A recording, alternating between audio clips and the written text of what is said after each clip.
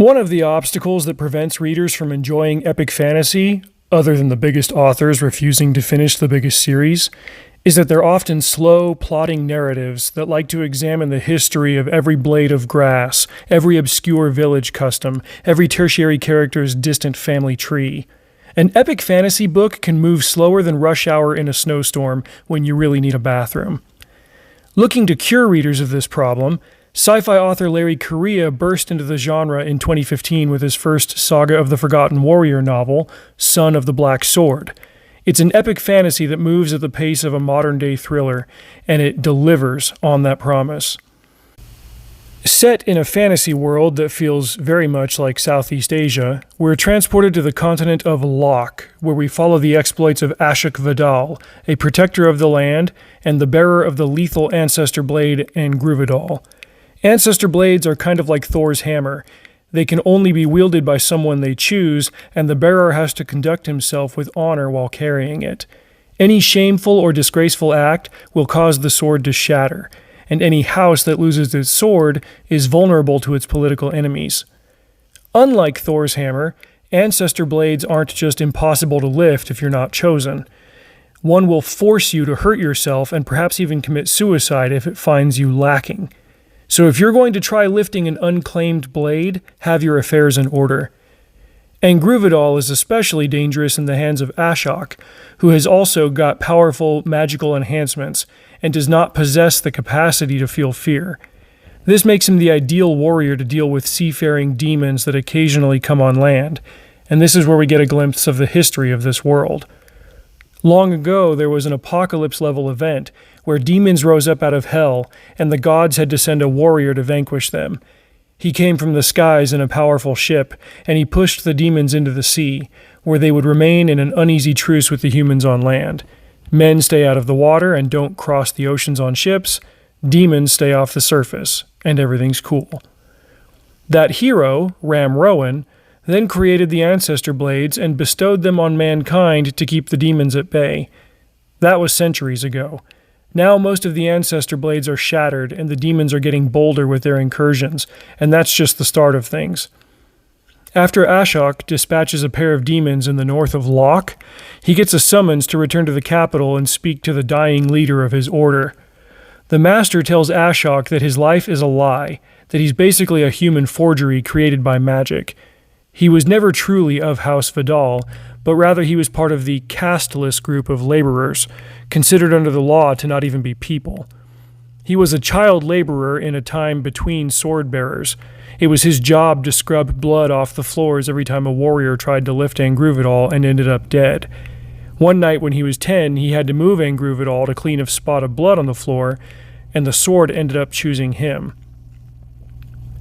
Since House Vidal couldn't kill Ashok without shattering their blade, they used magic to change his memories and remove his fear, then sent him to the Protectorate in hopes that their dangerous line of work would make him reckless, lead to his death, and result in the return of Angruvidal to the house.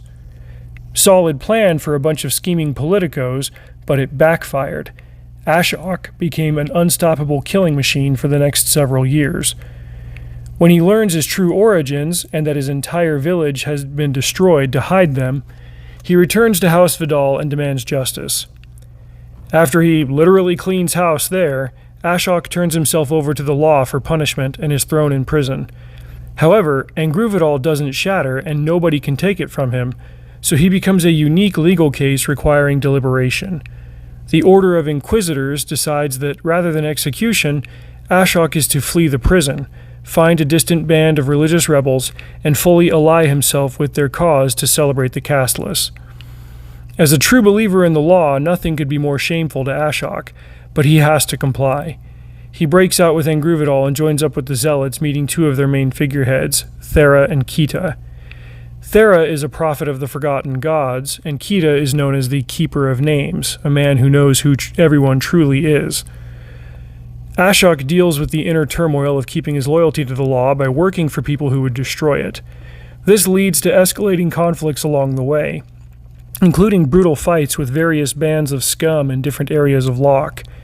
What Ashok and the others don't know is that they're pawns in a larger political scheme, a sort of false flag Fed post operation cooked up by the Inquisitors.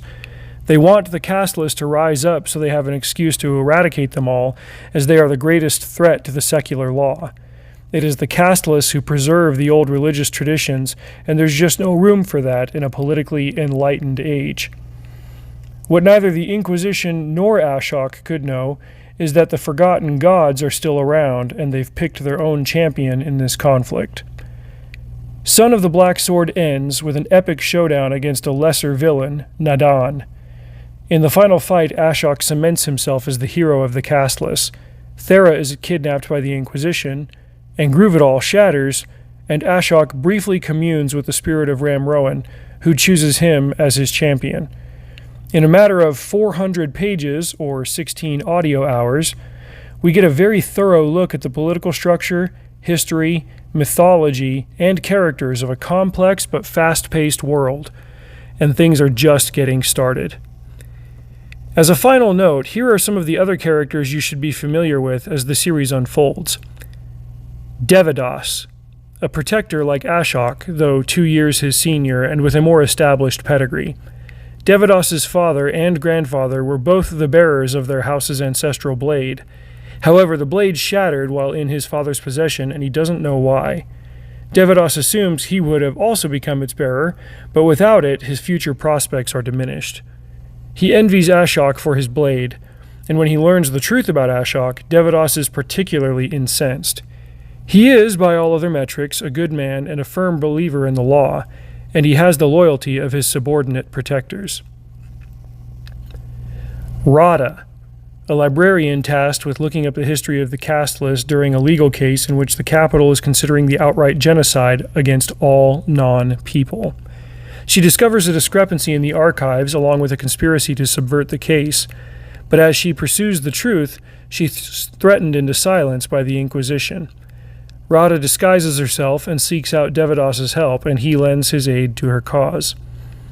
There's also Jagdish, an unremarkable foot soldier in House Vidal who later gets assigned to the prison where Ashok is being held. He trains with Ashok in the hopes that he may someday become worthy of Angru Vidal.